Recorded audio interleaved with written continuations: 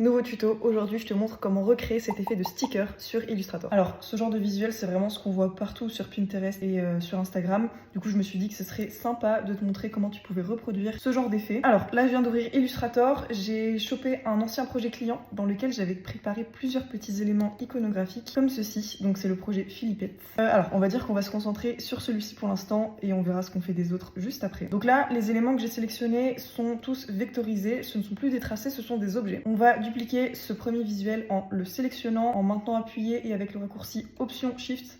On va faire glisser pour dupliquer. On va observer ce qui se passe dans le panneau calque. Le visuel qui a été dupliqué est en premier plan et le visuel original, il est ici, en deuxième plan. Donc on va garder cette disposition-là. On va venir s'intéresser au visuel original. On va utiliser le panneau Pathfinder. On va utiliser le mode division puis le mode réunion pour créer un objet rempli. Ici, on a l'objet rempli en arrière-plan et l'objet contour en premier plan. On va aller dans le panneau objet tout en haut, tracer, décalage. On a un contour qui se crée. On peut le personnaliser en lui ajoutant des pixels par exemple.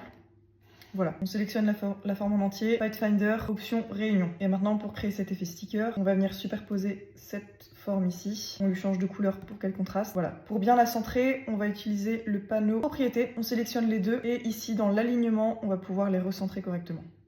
Pour que ce petit sticker soit un peu plus réel, on retourne dans le panneau propriété. Ici on a FX, spécial, ombre reportée. Et là, on va venir travailler notre ombre pour qu'elle soit la plus réaliste possible. Je pense que c'est pas mal comme ça. Ici, on a un premier sticker. Donc là, à part l'ombre qui vient donner un petit peu de relief, je trouve qu'il est quand même un petit peu plat, mais je vais te montrer comment remédier à ça juste après.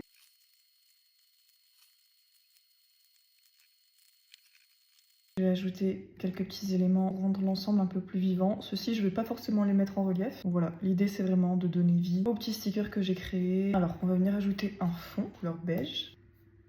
Direction ma boîte à outils, je vais aller dans mon dossier d'overlay pour venir trouver une petite texture sympa pour mes stickers. Je place ma texture en premier plan, je vais venir dans le panneau transparence juste ici et je vais venir dans le mode de fusion produit. Et là je peux jouer avec l'opacité. On va faire un petit masque d'écrêtage. Et on se retrouve avec un visuel plutôt sympa qui vient donner vie à l'identité visuelle de mon client d'une façon originale. Très honnêtement, ça prend pas beaucoup de temps à faire. Une fois qu'on a créé nos petits éléments iconographiques, il suffit de leur donner vie en les transformant en quelques clics en stickers. Et je trouve que ça fonctionne plutôt bien. Et voilà, j'espère que t'as kiffé mon petit tuto et que ça t'inspirera pour tes prochains projets clients. À bientôt!